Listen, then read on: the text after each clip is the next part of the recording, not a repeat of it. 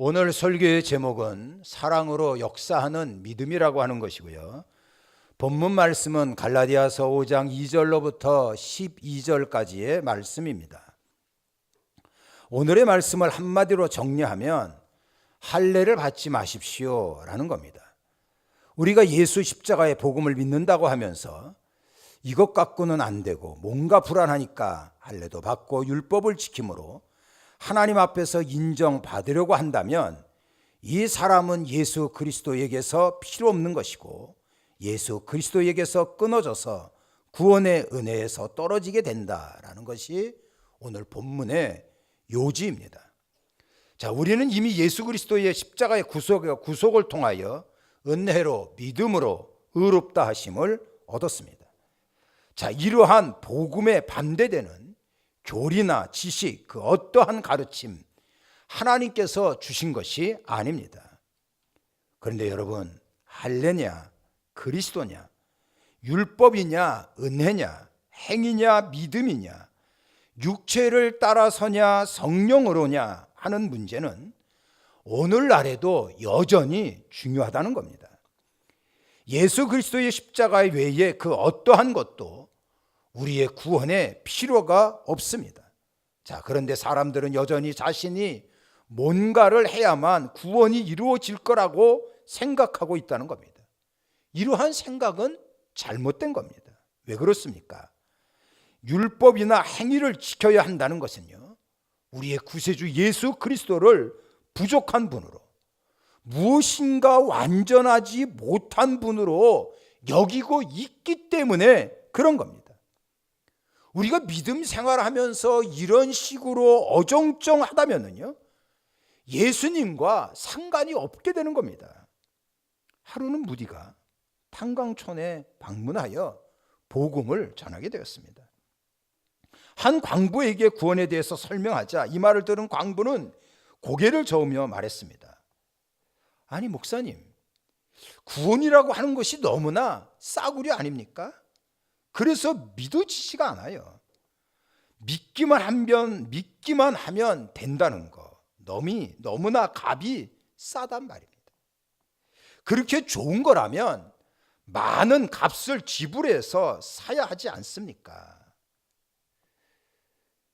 이 얘기를 듣고 무디는 포기하지 않았어요.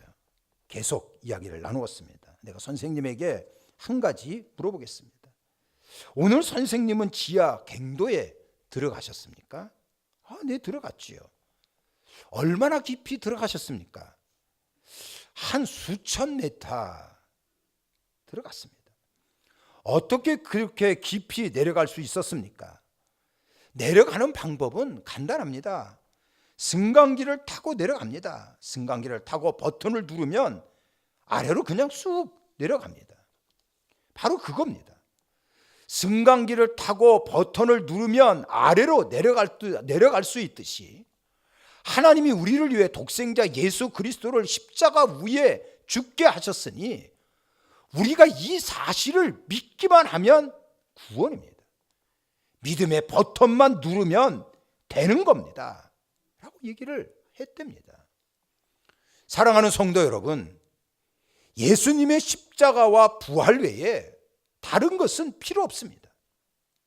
우리가 예수 그리스도의 십자가를 믿기만 하면 구원을 받고요, 하나님의 자녀가 됩니다. 그리고 현재와 나중의 복을 엄청나게 우리가 누리게 되는 겁니다. 믿음으로 사는 자에게는요, 율법이냐 할례나 그 어떠한 행위가 필요치가 않습니다. 자, 그런데요, 오늘 본문 6절에 보면 유일하게 하나, 마치 조건인 것이 있습니다.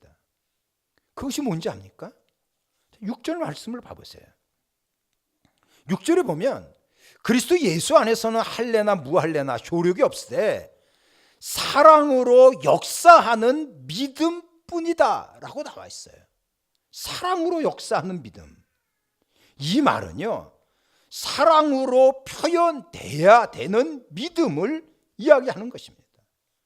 하나님께서는 독생자 예수 그리스도를 십자가에 달려 죽게 했어요. 그래서 우리에게 풍성한 삶과 영생을 허락하셨습니다. 이렇게 하나님께서는요, 우리에게 당신의 사랑을 표현해 주셨어요. 그렇다면 구원받았잖아요. 우리는 영생을 얻었다고요. 당연히 구원을 주신 하나님 앞에 우리도 사랑을 표현해야 하는 거예요. 믿음이 뭡니까? 믿음이라고 하는 것은 우리를 향하신 하나님의 사랑에 대한 응답이에요.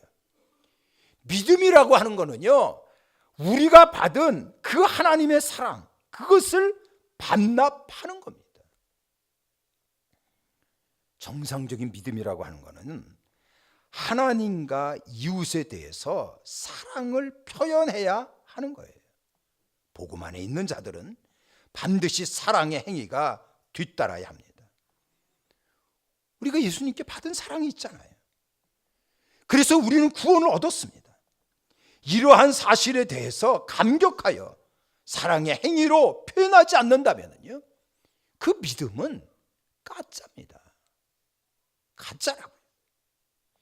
예수님께서 믿는 이들의 사랑의 행위에 대해서 여러 차례 말씀을 하셨어요. 단호하게 말씀을 하셨습니다. 자, 마태복음 22장에 보면 이런 말씀이 나옵니다. 한 율법사가 예수님께 찾아왔어요. 그리고 예수님께 물었습니다. 선생님, 율법 중에 어느 계명이 가장 큽니까? 라고 질문을 했는데요, 이때 당시의 율법이요 613가지가 됐어요. 엄청나게 많습니다. 이 율법을 신학자만이 아니고요, 전문가만이 아니고요, 모든 사람들이 철저하게 암기를 해야 됐고, 그것을 하나도 어긋나지 않고 지켜나가야만 했어요. 얼마나 어렵습니까? 그래서 사람들이 머리를 굴렸어요. 어떤 것이 가장 큰 계명인가? 613가지나 되는 여기에 큰 계명, 그냥 한 몇 가지만 지키면 되지 않겠는가? 이렇게 생각을 해가지고요, 모이면 묻고 따졌어요. 무슨 계명이 가장 크지? 무슨 계명이 가장 으뜸이지? 이렇게 토론을 벌였던 겁니다. 역시 어떤 율법학자가 예수님께 와서 첫 번째 질문이 그거였어요. 선생님, 어느 계명이 가장 큽니까? 가르쳐 주세요. 예수님께서는요, 신명기 6장 4절로부터 5절 말씀을 인용해서 첫 번째 이러한 말씀을 주셨습니다. 이스라엘아 들으라. 우리 하나님은 여호와 하나님, 오직 유일하신 하나님이니 너희는 마음을 다하고 뜻을 다하고 힘을 다하여 너의 하나님을 사랑해야 한다 라는 말씀을 한 겁니다. 이것이 그 유명한 쇠마 아닙니까? 쇠마. 유대인들은 이 쇠마 신명기 6장에 있는 말씀을 상당히 중요하게 여겼어요. 그래서 다른 성경은 몰라도 이 말씀을 어릴 때부터 가르쳐 줬고요, 누구나 외우고 고백했던 것입니다. 그렇습니다. 예수 그리스도의 십자가로 구원받았습니까? 그렇다면요, 하나님을 사랑하는 것으로 표현되어져야 되는 거예요. 하나님을 사랑하되 마음과 목숨과 뜻을 다하여 사랑해야 됩니다. 근데 우리는 종종 이런 생각을 할 수가 있어요. 자, 내 생명 전체, 내 삶 전체를 들어서 하나님을 사랑하는 것이 좀 더 구체적으로 가르쳐 주십시오. 이런 생각을 할 수가 있거든요. 저는 이런 식으로 여러분들에게 말씀을 드리고 싶어요. 이것은 바로 손자, 손녀 사랑입니다. 주변 분들을 보면 손주 사랑에 푹 빠져 있어요. 그래서 휴대전화, 아이패드, 노트북 어디에나 손주들이 들어 있습니다. 그것을 보고 또 보고 굉장히 혼자서 희희낙낙하고 즐거워해요. 심지어 만나는 사람들에게 보여주고 자랑합니다. 하도 주변 사람들이 너도 나도 보여주니까 이게 업무가 방해가 되네. 그래서 내가 한번 봐줄 테니까 10,000원을 다고, 이런 말이 생겨났어요. 어떤 사람은 손자가 상주에 사는데 다녀오려면 6시간 정도 왕복거리입니다. 하루 7시간이 비면은요, 미친 듯이 상주를 향하여 가요. 1시간도 못 보고 오면서도 그렇게 기뻐하고 즐거워합니다.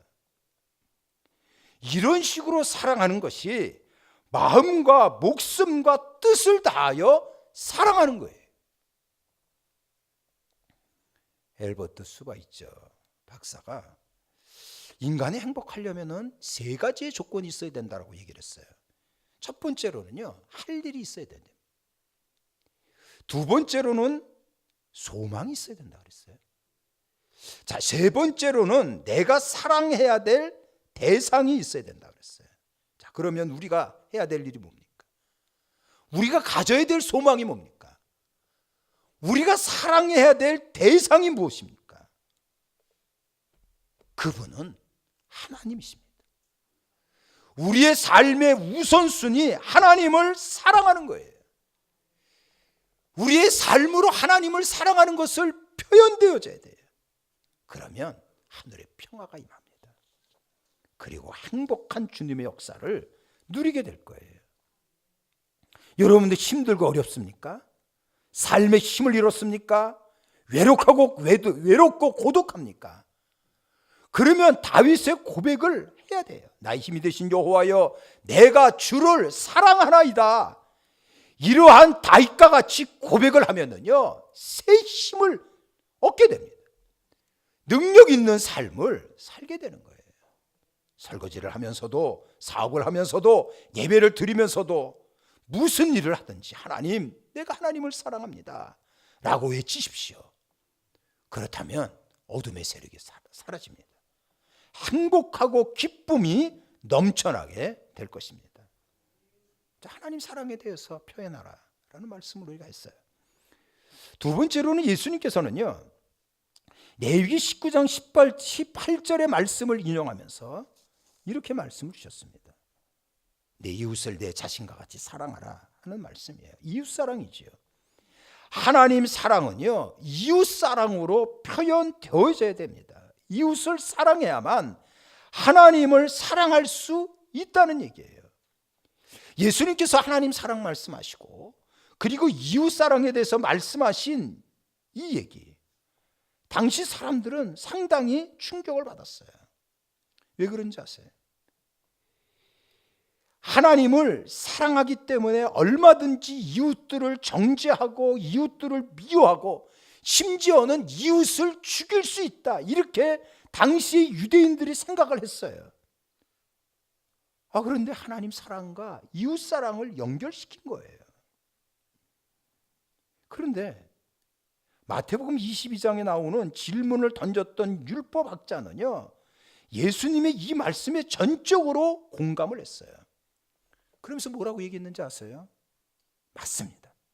마음을 다하고 지혜를 다하고 힘을 다하여 하나님을 사랑하는 것과 이웃을 자기의 몸과 같이 사랑하는 것이 어떠한 번제물을 드리는 것보다 으뜸입니다 라고 얘기를 했거든요.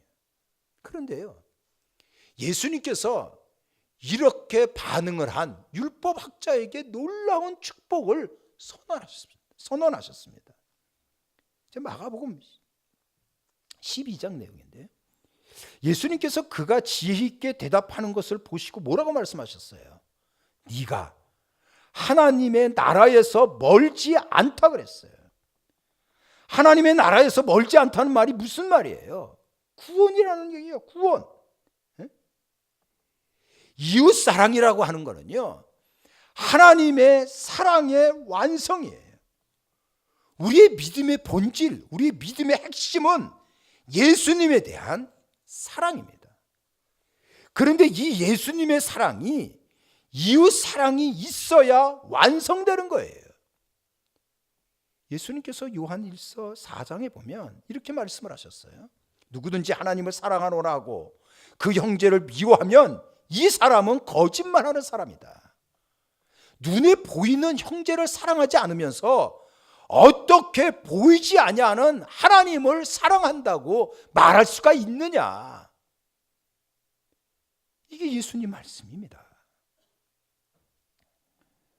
자, 우리가 이웃을 사랑하라고 하는데 이웃을 사랑하는 그 범위가 어디까지입니까? 내 가족 사랑할 수 있어요.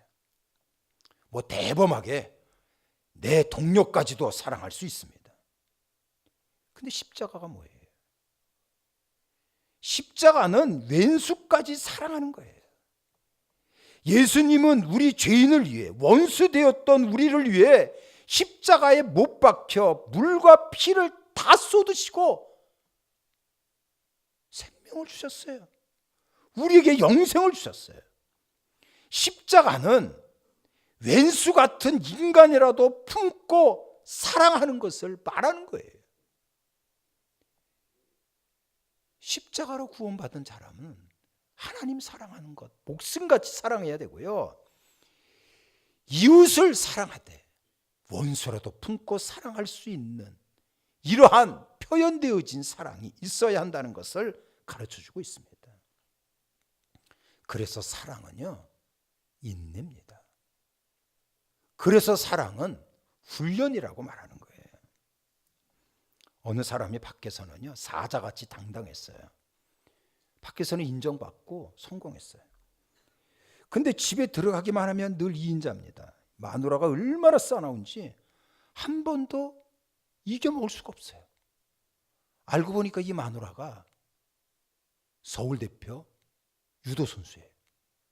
그래서 한번 대들다가 한판 업어치기로 당하고 나고 목조르기로 해가지고요, 절도 일보 직전까지 가서 도저히 이겨먹지 못하는 여자다, 이렇게 판단을 했어요. 총각 때 어느 사람이 이 사람에게 충고하기를, 야, 네가 아내를 고를 때는 3가지를 조심해라. 고집센 최씨, 오해하지 마십시오. 곱슬머리, 뻐드렁니 피하면 왕대접 받으면서 남편 노릇할 수 있다, 이렇게 얘기했어요. 근데 이 사람이 어느 날 잠을 자고 있는, 옆에 누워있는 마누라 모습을 보면서 소스라치게 놀랐습니다. 총각 때 들은 3박자가 이 여자에게 다 갖춰져 있는 거예요. 그래서 웃다가 이런 생각을 들었대요. 그래도 저 마누라에게 연단 받아가지고 밖에서 한눈 팔지 않고 사자같이 일해서 내가 사회에서 인정받은 것이 아닌가. 그러고 보니까 그 불행의 3박자가 행복을 준 3박자가 됐다는 거예요. 잘못 생각하면 불행의 3박자지만 그리스도 안에서 잘 해석하면 그것이 은혜의 3박자가 되는 거예요. 십자가, 원수를 품으시고 긍정적으로 생각하고 사랑하십시오. 사랑하면 하나님께서 우리의 삶을 책임져 주시는 겁니다. 제가 여러분들에게 질문 하나를 할 거예요. 이 질문한다 그러면 긴장합니다. 긴장하지 마세요. 그냥 생각만 해보십시오. 시험이 쉽습니까? 훈련이 쉽습니까? 시험이 쉽습니다. 우리가 한두 시간 정도 시험 보고 평가까지는 하루면 끝납니다. 근데 훈련은 그렇지가 않아요. 어느 수준까지 올라가야 되니까 참 힘든 거예요. 쉽게 안 되고 빨리 될 수도 없고, 될 때까지 며칠 몇 날 훈련 받아야 되는 거예요. 그래서 힘든 거예요. 그러면 교회는 시험 보는 곳입니까? 훈련하는 곳입니까? 훈련하는 곳이에요. 그래서 교회 안에서 믿음의 사람들은 인내해야 되고요, 참아 주어야 하고 기다려야 하는 거예요. 어떤 사람은 은혜를 하나님 간섭이라고 표현했어요. 구원에 이르기까지, 그리스도의 장성한 분량에 이르기까지 계속 간섭을 하세요. 다듬어 나가는 거죠. 그래서 은혜를 훈련이라고도 표현을 하는 것입니다. 오늘 본문의 가르침이 뭐예요? 우리가 구원을 받는 데 있어서 어떠한 행함 필요 없어요. 이게 진리예요. 그렇지만 하나님과 예수 그리스도에 대한 바른 믿음을 소유하고 있다면요, 우리의 말과 행동과 생활에 무엇인가 변화가 되어야 된다는 거예요.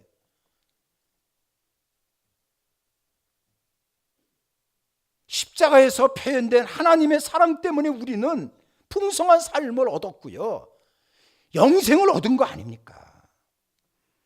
그러면 당연히 우리도 그 위대한 하나님의 사랑, 우리도 표현돼야지요. 사랑의 수고가 있어야 된다니까. 하나님을 목숨 걸고 사랑해야 돼. 그리고 아무리 원수라고 하더라도요, 사랑해야 됩니다. 이것이 구원받은 우리에게 있는 삶의 모습이에요. 마치 훈련생 같이 빡세게 참아주세요. 빡세게 용서해 주세요. 이러한 사랑의 수고로 이번 주에 여러분들 큰 역사와 축복의 길이 열려지기를 주님의 이름으로 축원합니다. 축원합니다. 이제는 우리 구주 예수 그리스도의 은혜와 하나님 아버지 극진하신 사랑하심과 성령님의 위로와 교통하심이 예배드린 우리 모두에게 영원히 함께하옵기를 간절히 축원하옵나이다.